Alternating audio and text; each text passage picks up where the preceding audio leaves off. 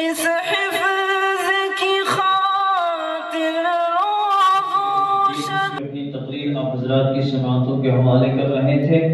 آئیے اب اس کے بعد میں محمد ریحان خان ولد فیروز خان شعبہ حفظ میں نے دعوت دیتا ہوں کہ وہ آئیں اپنی تقریر مکی زندگی اس عنوان پر پیش فرمائیں. محمد ریحان خان ولد فیروز خان. السلام علیکم ورحمۃ اللہ وبرکاتہ. وعلیکم السلام ورحمۃ اللہ وبرکاتہ. الحمد للہ رب العالمین والصلاة والسلام على سید المرسلین محمد وعلى آلہ واصحابہ افضل الصلاة وازکی التسلیم. اما بعد.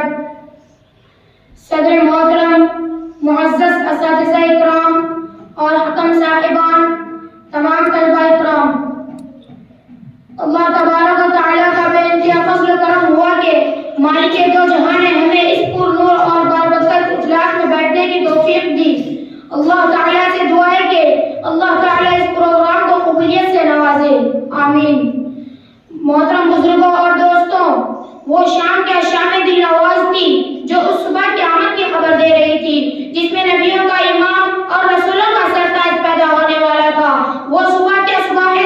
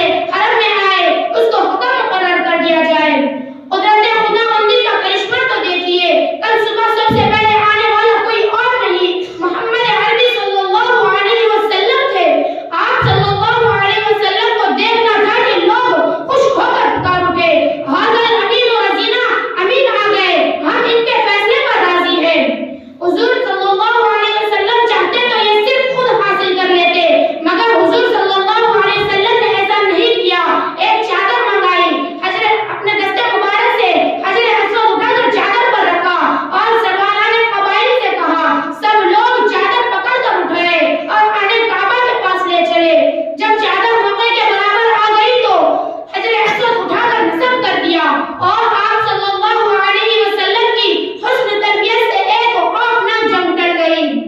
عمر مبارک کے 41 سال غار حرا میں اللہ تعالیٰ نے آپ صلی اللہ علیہ وسلم کو منصب نبوت سے سرفراز فرمایا۔ مالک ارض و سما کے فرشتہ فرشتے نے اسرار نبوت کے لیے آپ کا سینہ کھول دیا اور کہا اقرأ بسم ربک الذی خلق، پڑھیے اس خدا کے نام سے جس نے پوری کائنات کو پیدا کیا، جس نے پوری کائنات کو پیدا کیا۔ حضور نے پیغام نبوت لوگوں تک پہنچانا شروع کر دیا۔ اس ایمان و اسلام کی دولت سے مشرف ہونے والوں میں سب سے پہلے حضرت خدیجہ رضی اللہ تعالی عنہ، حضرت ابو بکر رضی اللہ تعالی عنہ، حضرت علی رضی اللہ تعالی عنہ، حضرت زید بن حارثہ رضی اللہ تعالی عنہ، حضرت ام ایمن رضی اللہ تعالی عنہ۔ پھر ان حضرات کی کوششوں سے اسلام کا دائرہ پھیلنا شروع ہوا، مگر ابھی تک کھلا تبلیغ کا حکم نہیں تھا، لیکن وہ مرحلہ بھی آ گیا اور ارشاد ہوا فاصدع بما تؤمرون، جو حکم تم کو ملا ہے اسے علی الاعلان کہہ دو۔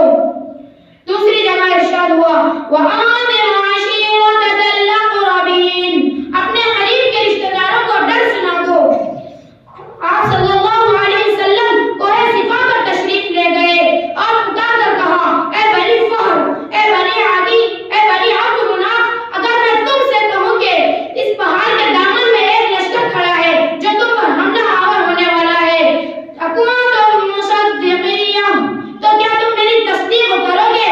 سب نے جواب دیا ہاں ضرور تصدیق کریں گے، کیونکہ ما جربنا علیک الا صدقا، ہم نے آپ کو ہمیشہ سچ بولتے پایا ہے۔ یہاں پر میں اپنی بات ختم کرنا چاہتا ہوں۔ وما علینا الا البلاغ۔ ماشاءاللہ یہ تھے محمد ریحان خان جو اپنی تقریر آپ حضرات کی سماعتوں کے حوالے کر رہے تھے۔